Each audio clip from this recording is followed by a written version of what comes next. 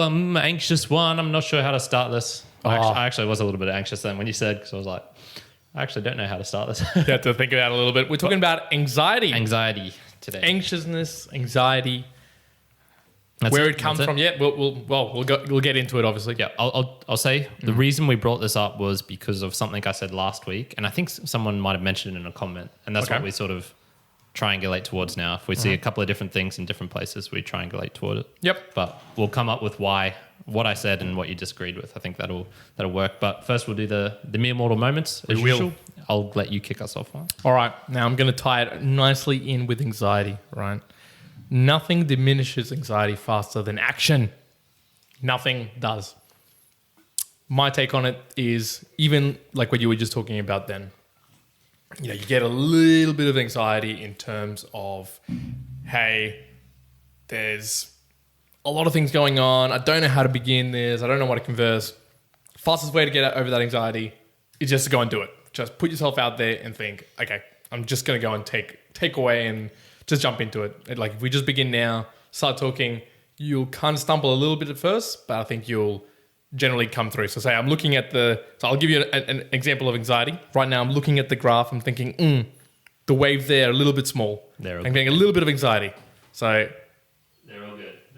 Let me see. Good. Yeah, so fine. see, there you go. Fine. So anxiety with action. So I think if I sat here doing nothing, I'd get a little bit anxious, more and more and more.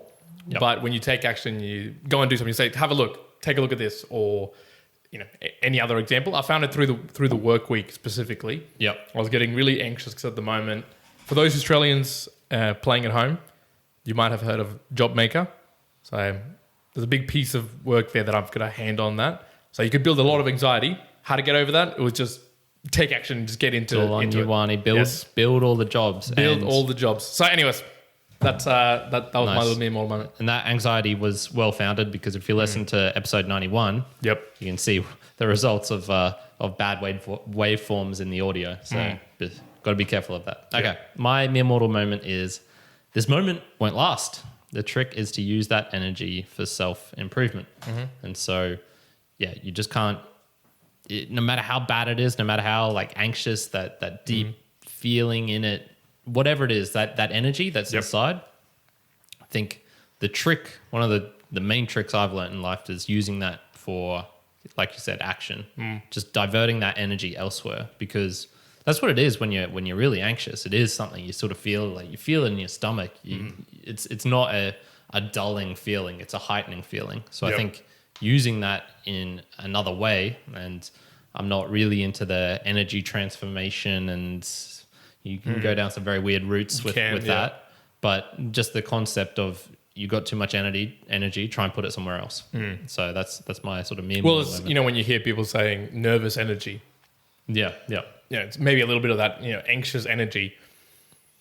If you break it down into maybe the physics of it, it is theoretically there is energy within your brain, your central nervous system, that the anxiety is using up some sort of energy storage that you could be utilizing for something else. Now, why do we choose anxiety for today's topic? What brought it to your mind? So, and then we'll define it. I think it's easier defining it, and then I'll... Okay. All right, let's define it. Let me give a little taste for definition of that. Let me bring up my trusty phone. Now, I'm using my phone today because I've got a lot of info to share. So we'll get into that in a moment. A feeling of worry, nervousness, or unease about something with an uncertain outcome. So this was the cookie cutter definition. I disagreed with this. Okay. Because the only way that I disagree, I think it is a feeling of worry, of nervousness, of unease about something, but it says uncertain outcome. I think you can be anxious even if you know what the outcome is. Okay. I'm taking it this way. Yeah, example here is on any day, I think I can go into a gym and squat 200 kilos. Yep. Unless I'm injured, unless something bad's happening, I can do that. The outcome from all the previous repetitions, it's expected that I can do that. It's not uncertain that I can do that. I believe in myself that I can. But even then, I do get a bit of an anxiety around it. Maybe nervousness or unease because it is heavyweight. I might be thinking, is my back going to hurt afterwards? My knee's going to be a little bit weak? Am I going to fall backwards? all these sort of things. Yep. It's not that the outcome is uncertain to me. I feel it in my mind that, no, I can do that. And I know I've done that in the past. But you can be... So I wouldn't just say uncertain outcome. I just say with an outcome. If you're nervous about an outcome or, you're worried or uneased about an outcome, I'd say that's anxiety. Yeah, okay. Yeah, I could jump on board with that. Yep.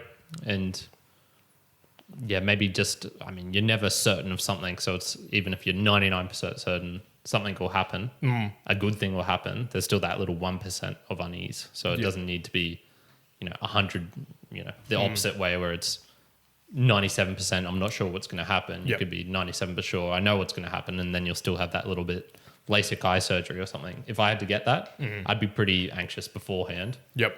With the possibility that what they're going to do is blind me, essentially. True, that's a good point.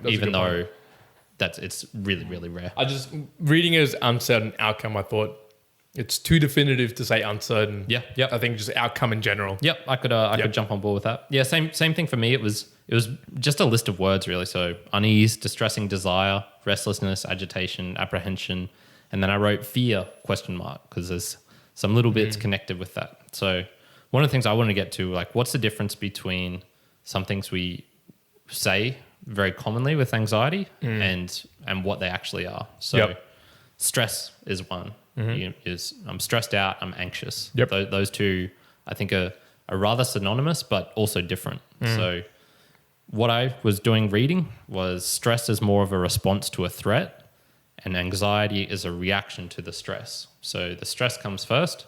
You're like me, you're walking down the street, a dog starts chasing you. Yep. You're stressed out. That's the immediate thing. And then the anxiousness is your reaction to that stress. So even though I might, the dog might be behind a fence, it barks at me and I'm stressed out initially.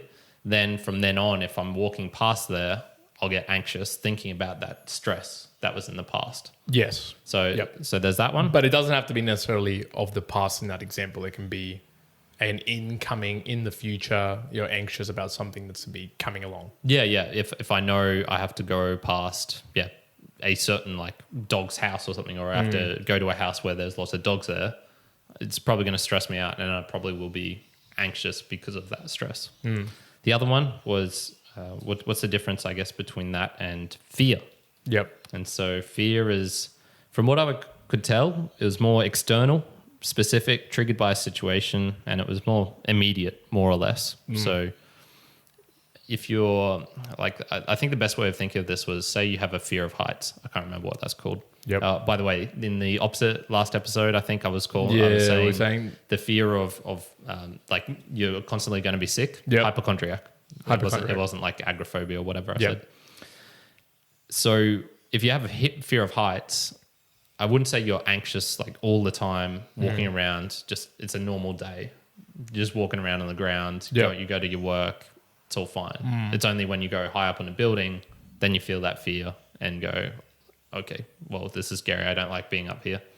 So the difference is sort of between those. So I thought that was interesting. Now, I think that's just something to remember as well while we're talking about this, because we can get lost in the fear midst and of stress it, and anxiety. So what I take it back to the definition of it's, with anxiety, it's a feeling of worry, nervousness, or unease about something. Generally that's coming because you don't necessarily have anxiety in the moment when things are happening. But you can have fear. And I think that's how I was going to delineate it. So a fear, we know fear comes from amygdala response. Like it's a really core item that is a mere mortal item that comes out. So if you're being attacked by an intruder, you're fearful. At that moment, you have the emotion of fear, but you don't have an anxiety at the moment of action. Other emotions take place. Anxiety is sort of that next level that might come from stress, fear, anything else, where it's more your thinking brain has a chance to go, okay, this is what has occurred to me, or this is what now I understand, or what I'm thinking about. Then it can trigger these sort of anxious feelings of what are things that it could be coming on. But the way that I was sort of having a bit of a read on it, can you have anxiety? And that I take it back to my mere mortal moment. Can you have anxiety when you're in the middle of action or taking action? I don't think you can. I'd agree with that. Yep. But I will say a caveat that if you have an anxiety attack, so all the way to the extreme, then even if you're going through an action, you've already overloaded your system to the point that, okay, now that's affecting, even if you're anxious about driving and you're having an anxiety attack and you're still driving, it's not going to get that over. You've already like reached a tipping point that's gone well beyond. Yeah, that's not a good situation to be. So I was thinking, okay, how to go about this? Hold up. Okay. So why did we come to this? Yep. So in episode 91, my mere mortal moment, and I'm just going to read this verbatim, was avoid anxiety-provoking activities. And you initially said, no, I disagree with that. Yep. And I elaborated a little bit, and then you sort of said, oh, okay, how you said it. But that being said, I'm still going to stick by what I initially said. Yep. I would say that is good. If I had to talk to someone and say something, I would say that's good advice. But then there's the second part to it, which is don't avoid the fear. So avoid the anxiety-provoking activity, but don't avoid the fear. And then you have to work on the fear. So that's how we initially came to it. So how would you attack that still? Let's just ruminate over it. So, because the way I was thinking about it is, okay, now that we've talked about a little bit about anxiety, it is almost causal effect. The second cause is not directly from, it's not like an amygdala response. Someone doesn't punch you in the face and you get anxiety. Yep. You are fearful, you get stressed, everything that's your initial response. And then comes the anxiety that goes behind it. I just feel that there's some instances there where, definitely with fear, if there's something that you're fearful about, you should try and front up to it in whatever is the safe manner to do so. But is there aspects where you should avoid anxiety as much as possible? What if you're anxious about performing well if say you're a ballerina and you're really anxious about performing well? With that logic, should you just not perform at all? You should not perform at all and fix your problem, and then you will be able to perform. So okay. I would say, just because you have anxiety, I don't think the helpful advice is saying, if to someone who's really anxious, I've got this, huge problem with performing as a ballerina. Yep. Like the getting on stage scares me, all those sort of people, all the lights. It's too overwhelming. I know I'm going to trip up. Everyone's going to make fun of me. Yep. I don't think to someone like that, good advice would be to say, just go and do it. Just go and do it. I think it should be, don't do it, but figure out like what's the underlying fear, what's the cause behind it, and then fix that, because then that will have flow-on effects. Okay. So to most specifically say, so you're saying with your avoid anxiety as much as possible, it's more to say, don't just be banging your head against the wall, doing the action that is making you anxious. Yeah. Go reflect back on what the core emotion is and attack that, fix it. Yeah. And then you can get back without the anxiety. Yeah. Or even, so I'm just going to relate it back to when I was really anxious, which was in social situation. And the way that sort of people were telling me, and I actually did go to a therapist for like 2 or 3 sessions, just didn't find it super helpful. There's the gradual exposure therapy, which 100% I would say is a good way of going about it as well. But for me, I found that if the initial advice had just been a sort of brusque, like, I go to someone and say, this is my problem. And then they just say, okay, you just have to go and do it. You just go and do it, get it over with. You'll find out it's not so bad. Yep. Yeah, I don't think that'd be the right advice. I think the right advice would be, okay, let's go and figure out what exactly is behind this fear of speaking to women and in public. And when I got down to it, it was more, I wasn't confident in myself. Like there was parts of my own personality and my own self-talk and stuff that was holding me back. Yep. So fixing those, but with also actually going out and I'll only grant you that I accept that at the extreme, not the extreme ends, but at the higher end of that slider. Okay. Because I can imagine, so I can tell you an example from myself. Okay, yep. Let's battle with examples. I can remember doing presentations to a group of 30 to 50 people. Yep. And that's fine, I can do that. But there was another time where I was presenting very similar information to 200 people. And then I was getting a little bit anxious. I was trying to prepare a lot more. Now, should I have just gone away from that anxiety and gone and tackled why it was making me fearful or I was finding it stressful? Now, the reality is likely there might be other things in yourself that you can learn and figure out about yourself. But at that particular moment in time, no, the best thing there was, okay, realize the anxiety and take through action to just go ahead and put more preparation in place, maybe better guidelines, have some fallback plans, have enough information, and then present. And sure, you have anxiety, but once you begin, for me, it went away. Yeah. However, if that was not, because that scale, if you go between 30 to 50 to 100, okay, it was not, or 200, it's not a huge jump in the sense of scale. But if you've only ever presented to one person or yourself in a mirror, and then you go to 200 people or 1,000 people or a stadium, okay, yeah, that's a big difference. And if you are fearful of speaking with people or in a big crowd, that's not just, sure, you're going to be anxious, but there's a inner level of fear that you're going to have to figure out elsewhere or gradually build yourself up before you get to that. Yep. So that's why I think that's probably why I got taken aback by that. So I agree in a lot of parts when it's the bigger.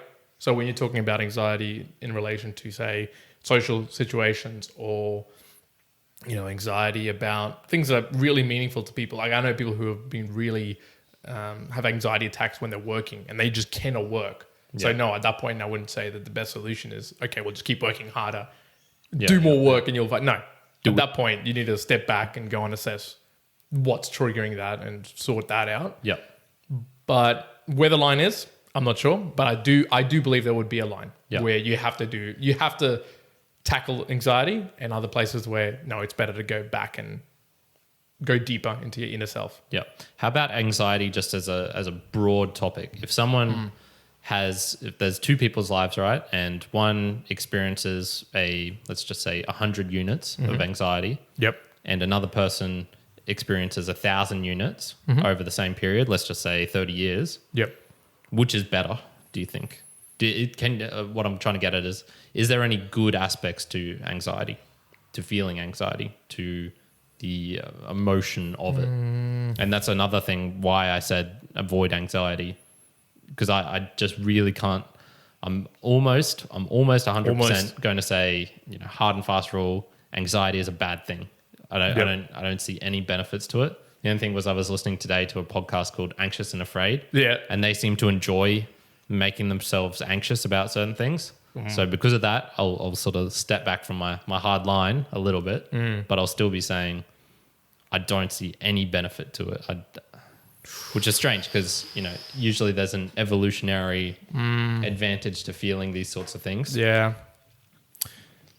Gee, that's an interesting one. Yeah, if some dude... The only thing that I'd say on that is it is positive in my mind at least to feel anxious. Again, the example from 50 to 200, it is positive that I feel anxious or a bit worried and nervous about it because in turn what it makes me do is prepare better.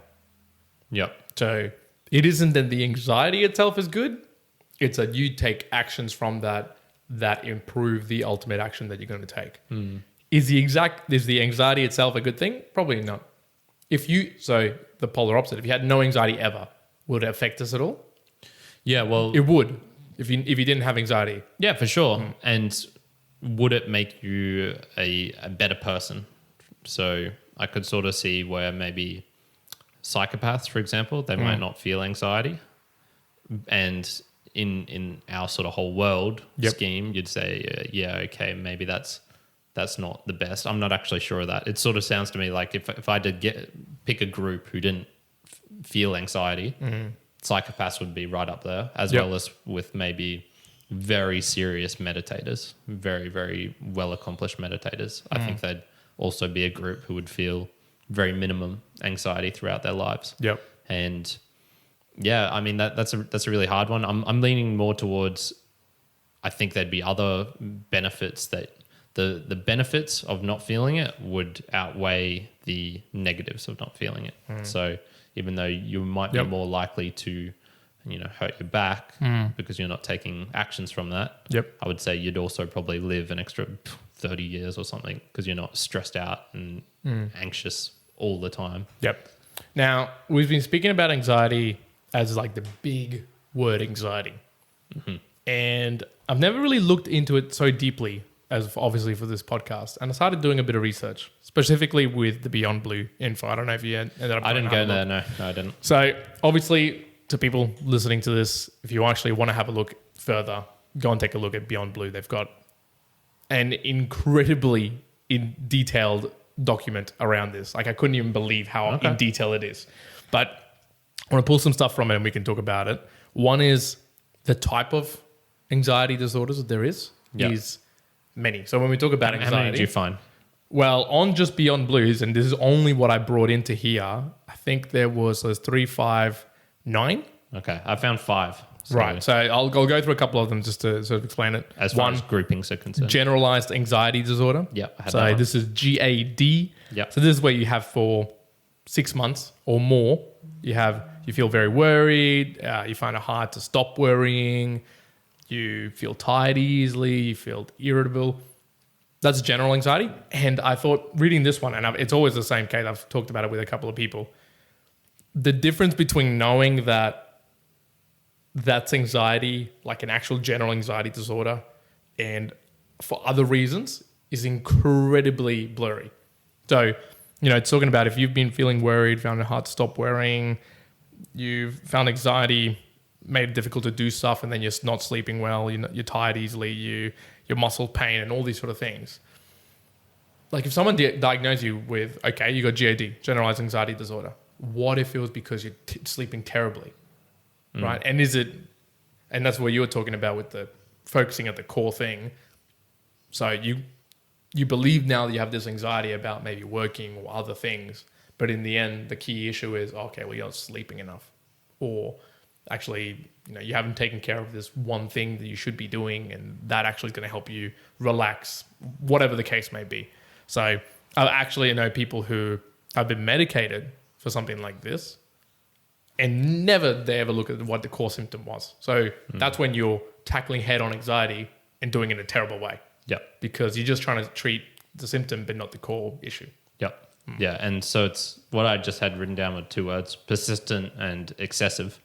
And how do you treat something that's persistent and excessive? Well, you need something that's a daily bam, bam, bam, which is SSRIs, which are...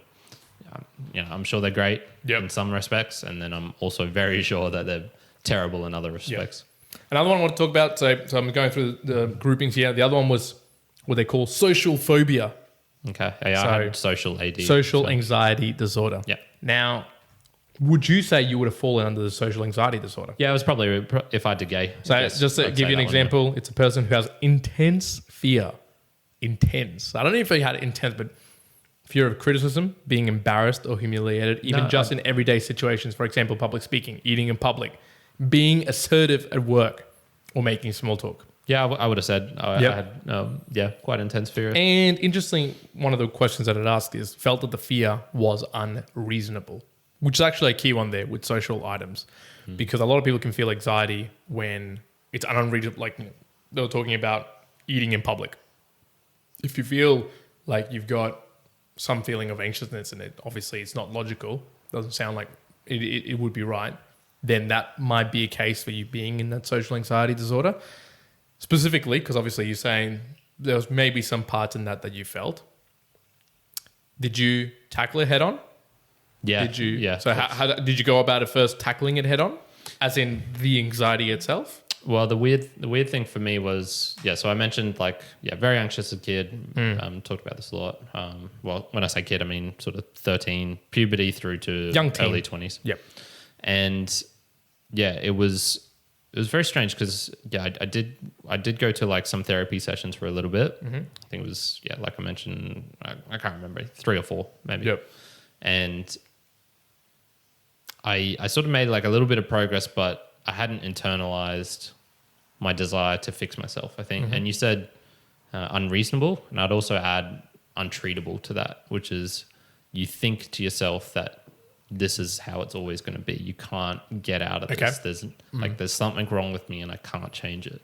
And that's the worst thing about, I guess, mental health issues in general. Yep. When it's something like that, it's just it's just so devastating to your psyche. You don't want to do things. You can't do things. It's like, what's the point? This is always going to be like this.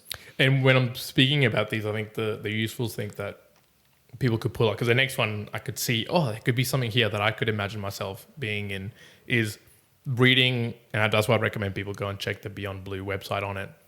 Because you probably personally won't really realize it, because you'll be stuck in your own psyche and you'll be blaming yourself and you'll just be feeling crap about it. Reading it on a page and then being able to see, look, I actually match up to this. You might go, okay, well, that falls within this grouping, and what can I do then based on that? So it gives you, like you're saying, it's not unreasonable or untreatable. Yeah. There's people have been there before. What are the common symptoms? What are the things you can do about it? Yeah, for sure. The other one I had in there was specific phobias. Now, this one was an interesting one. I didn't really think this was an anxiety. Okay, I didn't have that one. So specific phobias, they've got a list here. And well, one of the things, what it sort of called out to me was having an injection. And then it says traveling on a plane. So it said, felt very nervous when faced with a specific object or situation. So receiving an injection. And I thought, that is me. Yeah. Holy hell, I hate injections. And it's just like at the side of it. And it, I've always actually had to think, Mum, you know this because she's the same thing. Is it blood? No, not really. Is it hospitals? Is it gore? No, I'm totally fine with that.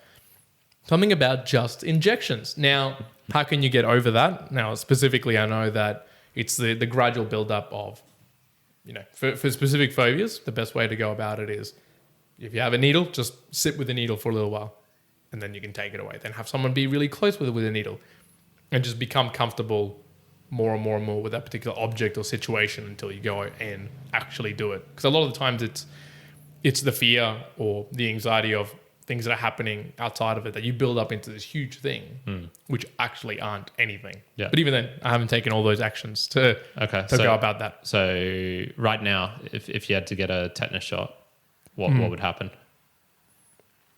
Right now, for me, I'd say, okay, well, cool, I'll go and do it, but I wouldn't be looking forward to it. I'd be nervous. Okay. I'd be worried about it. Yeah. In a sense of... how nervous? Like in the sense that you would postpone not extremely, no. So would... recently I had to go get an injection a couple of weeks back to go see a baby. Yeah. So it was a multiple shot type. And I bought the thing, went to the doctor, and I was nervous. I was like, oh, man, I've got to get this done. Okay. But the way that I got through it for me was I got in there, and I was actually super busy that day. So I was on my phone looking at mail and responding to things, and they just put the injection through, cool. And I was like, okay, I'm out. Yeah. But say taking blood work, that's a little bit more. Oh, okay. That's starting to get into some territory. One of your good deeds should be to give blood. Oh, that's a good one. That's every day. Plasma every day. Some of the other ones I had in there was panic disorder. Yeah, I had that. Yep. Yeah, okay. So this is, imagine if within a 10-minute period having felt 4 or more of these: sweaty, shaky, increased heart rate, short of breath, choked, nauseous, dizzy, numb or tingly. So again, lots of symptoms.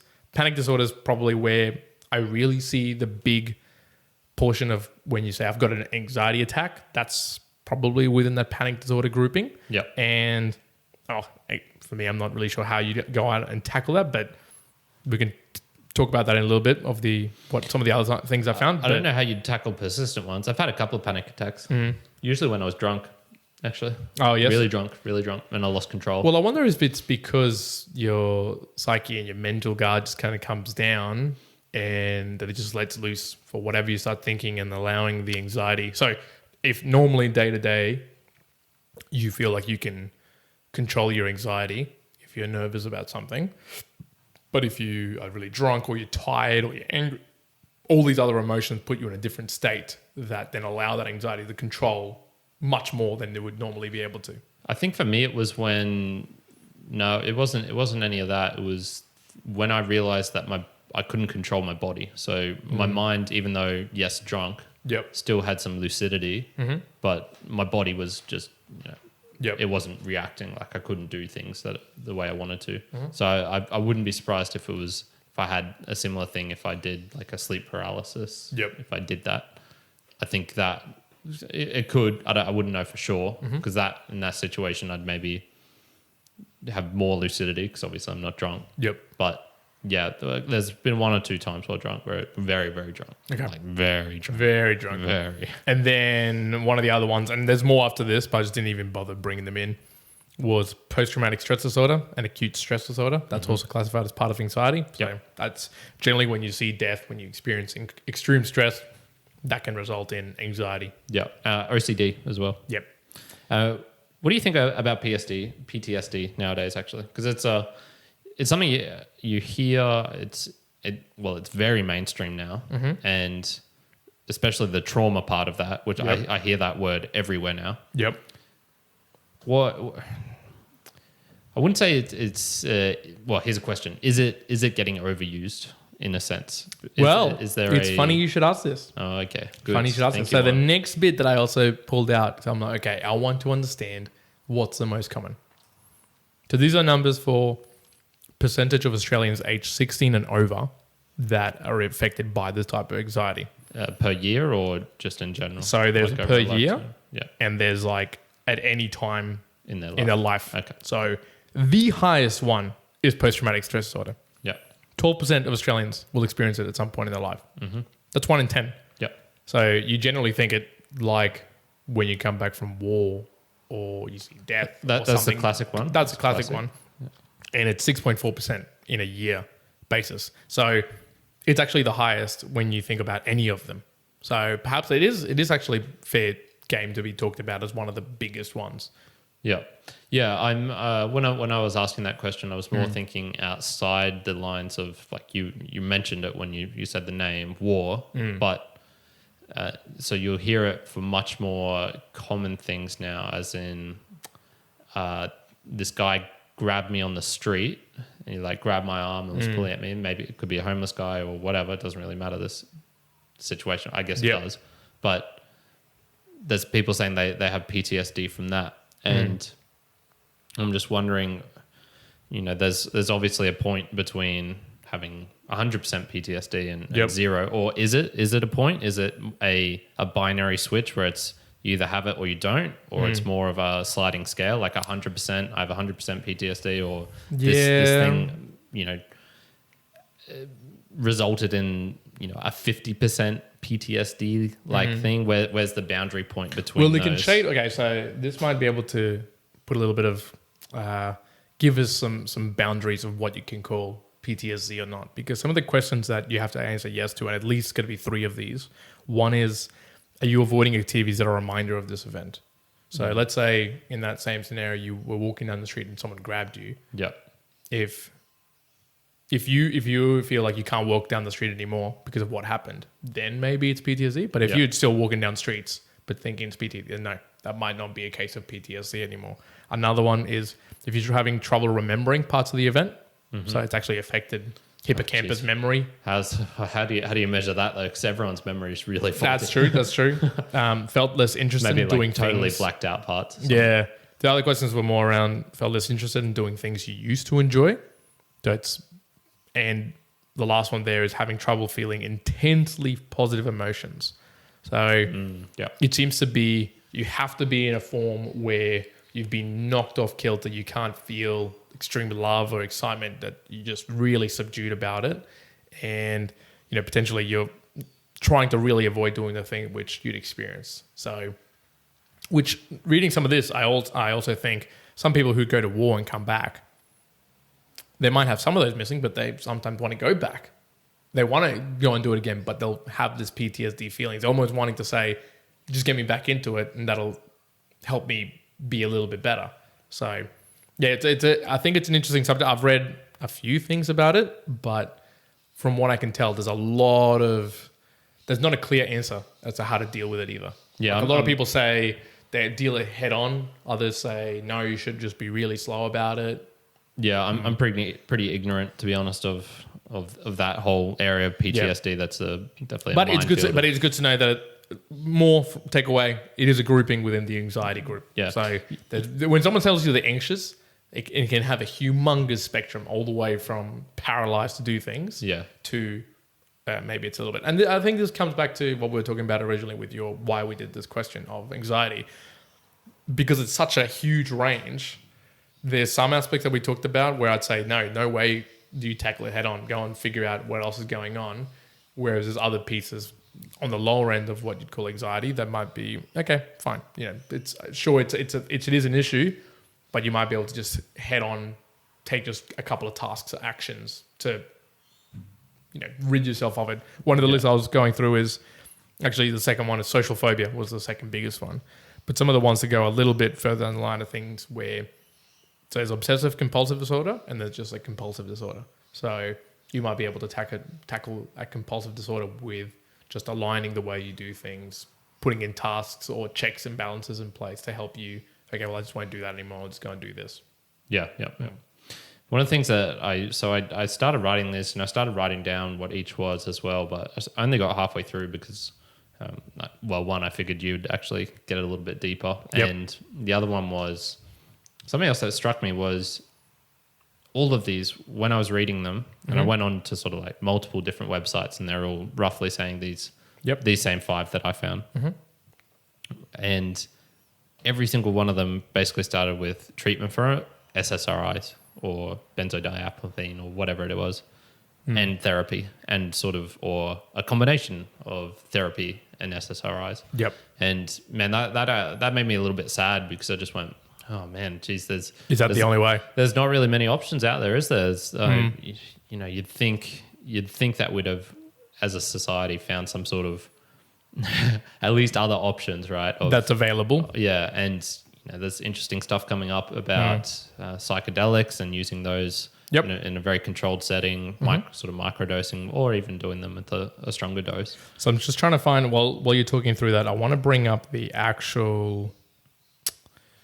There's a document. So all of this stuff I was getting from a document within Beyond Blue. And they actually talk about... So you were just talking all these different things. Within the Beyond Blue, they were talking about the type of interventions that you could take place with it.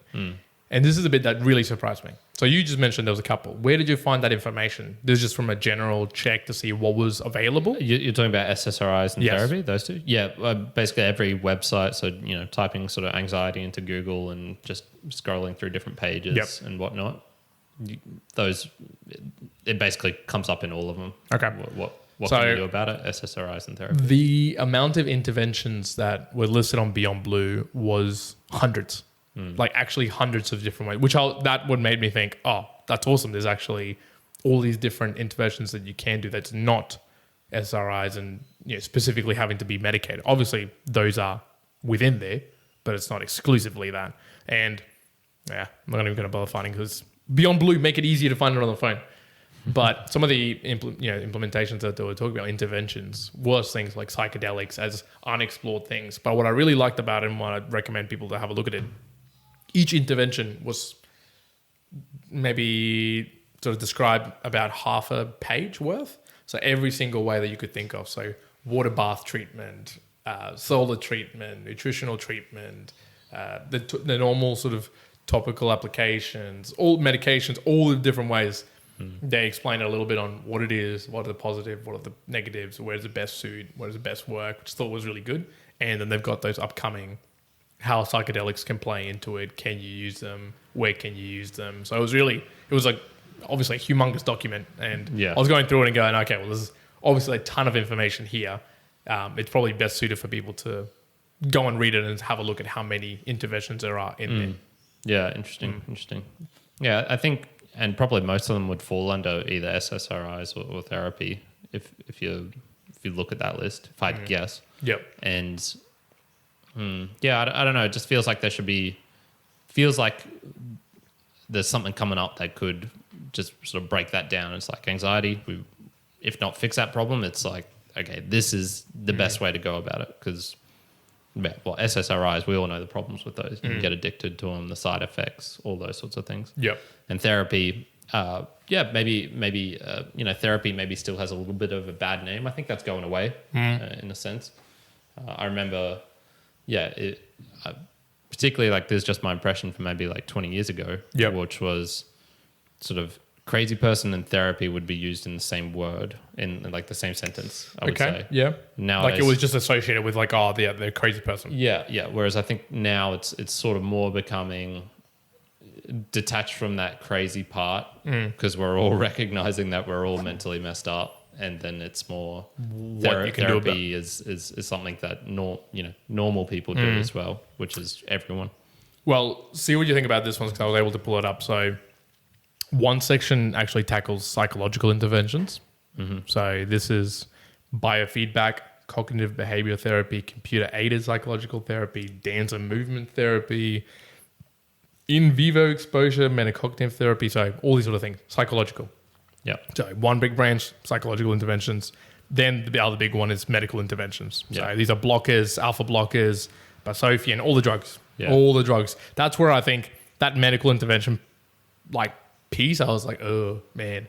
Like obviously that's things, but that can be a danger. Just sure it can treat it, but what else is it impacting? Yeah. You know, you're a whole system as a human, and sure you can tackle something, but where else is it taking away? There was an example I was listening to recently about, you know, talking cardiovascular health and also your levels somewhere else in your body. And, you know, this particular individual was checking all of his levels, and one doctor was saying, oh, you know, it's really high here. Your cholesterol's super high. You actually need to take this specific thing for a little while and it'll be better. And 6 months later, they came back. Cholesterol levels, oh, much better. Then he went to go check on his cardio health and, oh, man, horrible. What have you been taking? Been taking this thing. So your body's a system, and a lot of these treatments sure will fix maybe a specific thing. But if you're not treating the underlying issue or was not knowing where else you're breaking, then you're going to be in for a bad time. Yeah. Two things from that. One is how many podcasts have you heard about people talking about just how bad the medical system is at treating long-term like illnesses? All of them. Yeah. Yeah. So all of them say, especially, and you know, we listen to a lot of American ones just because they're everywhere and they sort of get in through. But I imagine it's very similar in the UK and Australia and sort of at least Western systems, medical systems, which is that we've got very, very good at extreme in the moment. This person's dying care, the best, like amazing. This person has their head is bleeding out. They're something is seriously they can treat wrong, that, and it needs to be treated right away. The best for that. But then the long term stuff, which is dietary health, or heart disease, or like the really long ones, that's when we drop the ball a bit. The other one was just a little personal observation was I started getting a general health checkup about a year or two ago. It's just an annual checkup, and I sort of just go in, give some blood. I don't have the same problem as you, so just makes it easy. Just give it, take it, Dracula, take it. And I went to just random GP near my house. Never really been to the doctor before. Like I'm pretty healthy. I don't go that often. And just went in, and it's just I suppose there was just one shocking thing is going through, looking at all my results. So it gives your zinc levels, your magnesium, he takes your blood pressure, all these sorts of things. And he looked at my cholesterol and was like, oh yeah, it's a little bit high. Look, we'll just leave it for now, but maybe in the next time we can start thinking about statins or something to lower that. And it was just that just really that make you anxious. I wouldn't say anxious, just threw me off. It just went, I wasn't particularly anxious. I just figured I'm gonna have something wrong with me somewhere.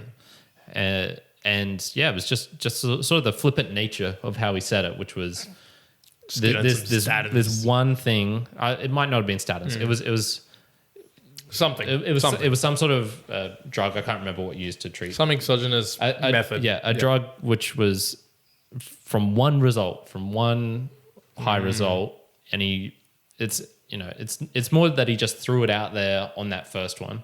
It wasn't like I'd been going in for 2 or 3 years and was seeing a slowly steady climb. Man, that makes me nervous to be listening to this. Makes me anxious. Yeah, I just that really threw me off a little bit. I just went, okay.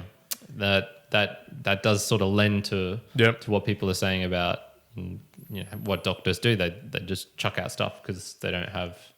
And that's a general thing I think for the most part. That's true. They're very, very general. And that was probably the only negative I've ever had seeing a doctor. All the other ones have just been really good and helped me with broken fingers and all whatever else. The third category, I guess, of interventions, I'll call it, is complementary and lifestyle, this is the stuff that is a little bit it's not, you're not medicating yourself. It's other things. Yeah. But some of the stuff it was interesting in there. So Can I guess what they are? you can guess. Some of them you'll not guess them at all. I'm going to guess nutrition, sleep, sunlight, so vitamin D, probably some sort of social... like yoga. Yeah. Oh, there's lots in here, man. What I'm saying, there's about 100. Some of them include alcohol. I'm not even making this up. Nice. Alcohol, back flower remedies, breathing training, which is actually, I'd say that. Exercise, creatine monohydrate. I like this one. Just straight creatine. Just have some creatine. I was like, and I would love to go and read this particular area. One downing a full... Yeah, I was like, this for my anxiety. I was like, dang. I like the alcohol though. Some of the other ones was glycine, holy basil, lemon balm, massages, meditation, milk thistle, and acetylcysteine, and all these other stuff, right? Can I have a look how this is set out? You can. Look at this. Oh my God. Yeah. So as you can see, I just got a random bunch. You should go and have a look. This is all the interventions. Oh, and then they detail each one of them into each one. So this is a 140-page book. Yeah. But this is a good one I want to talk about. It's a little bit funner. We'll get a little bit funner. Maybe. We'll see. This is the interventions not routinely available. Okay. And we can dive into them if you find some of them that are interesting. I'm going to guess space decompression. No. Into space. Ketamine, Yeah. marijuana, MDMA, oxytocin, sweet flag, xenon. Essentially, it's all sort of the psychedelics, right? So I might just scroll down to, say, an MDMA one, just to see what it talks about it or how it helps anxiety. I just blew my phone up. Xenon, is that the stuff in glow sticks? That's where the name sort of comes to mind straight away, but I don't know if it exactly is that or not. Kids at home, start drinking your glow sticks. Yeah, just drink them down. It'll be fine. So, okay. So Don't do that. I got to MDMA. Tells you the evidence. So they talk about what's the evidence rating of it tackling the 5 core anxiety or 6 core anxiety that they have, which is, we talk about GAD, PTSD, OCD. So all of these are question mark. No one has any real clues. But they go and explain what is it, what's MDMA, how is it meant to work. So here's how it's meant to work. It's meant to increase the activity of brain chemicals related to emotions and motivation. It may increase feelings of well-being, empathy, compassion, and pleasure. This may reduce anxiety and help people to process difficult emotions. Then, does it work? They've only got one study in PTSD for MDMA. So 3 small studies have tested the effect of MDMA in people with PTSD. First study involved 20 people. They received 2 8-hour psychotherapy sessions with MDMA or placebo, dummy pills. MDMA was more effective at reducing symptoms. Then they go up across a couple of studies. So I really like the whole structure of this book because each one, it goes into a little bit of what's the intervention, where has it been shown to work across different anxiety orders, and is there some proof behind it? And they don't skimp out on going into even the really wild ones that you might not think as a official, published, obviously it's not a government entity, but it's a non-for-profit that's going across the whole of Australia, this one. But they share that sort of stuff to say, okay, well, this is what we think might be worth it. And I also enjoyed the fact that it didn't specifically just have medications. I'm sure the medications one would have their own info, but as you saw before, that they had hundreds of interventions with other various treatments and styles. But in saying that, this is where it gets really... So if I hadn't seen any of that at all, I would have only believed that there was maybe medication and better sleep, better nutrition, group work, a couple of other handful of things. It seemed to me like, oh man, okay, there's a lot more things that I didn't even think of. And so with anxiety, because it is, again, talking huge thing, it's a huge, massive thing, it can become really difficult if you try to just trust one person or one doctor or say your friend to diagnose you for it. I think that's the sort of thing you really need to triangulate down to what it actually is that you have the issue.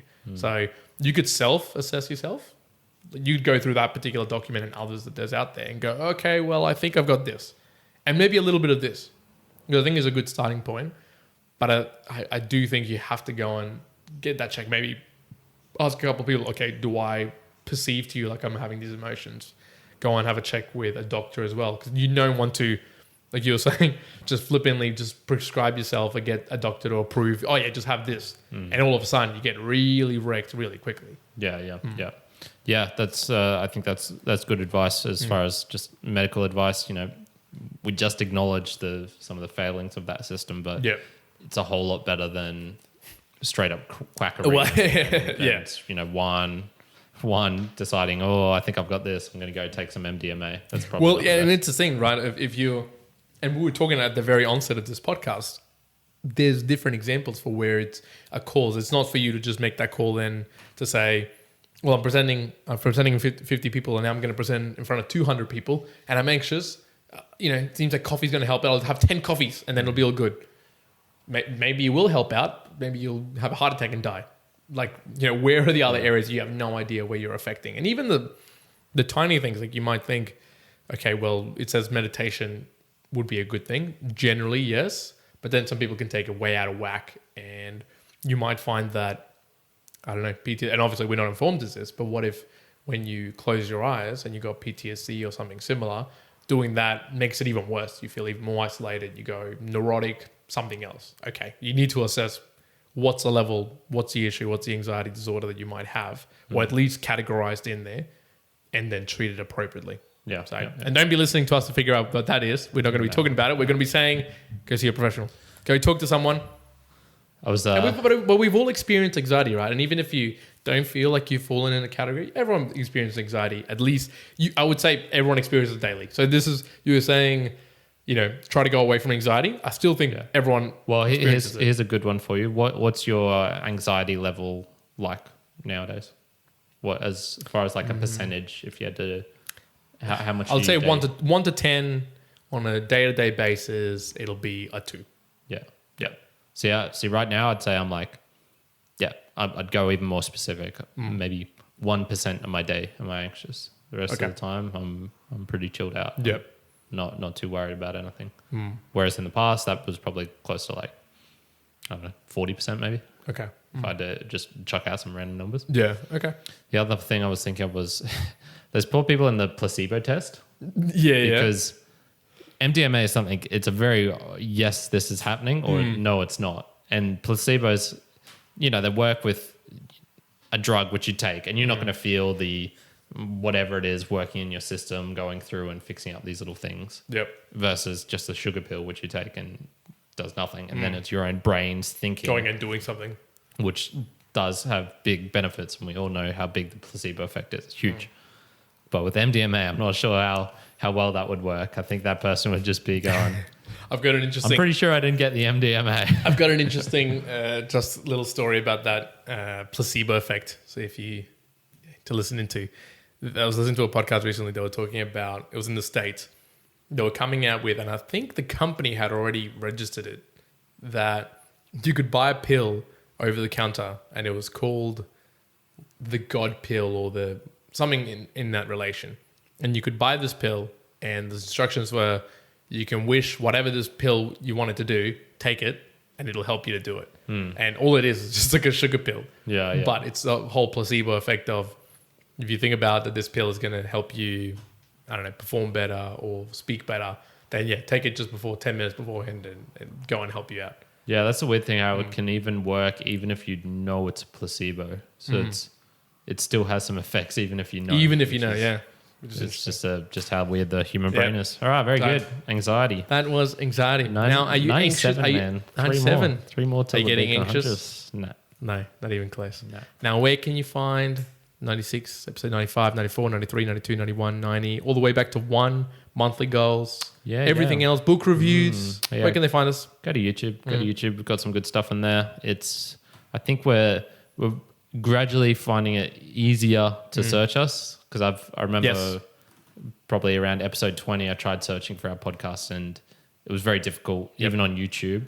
You still probably need to type in Mere Mortals podcast. That's probably the best way of doing it.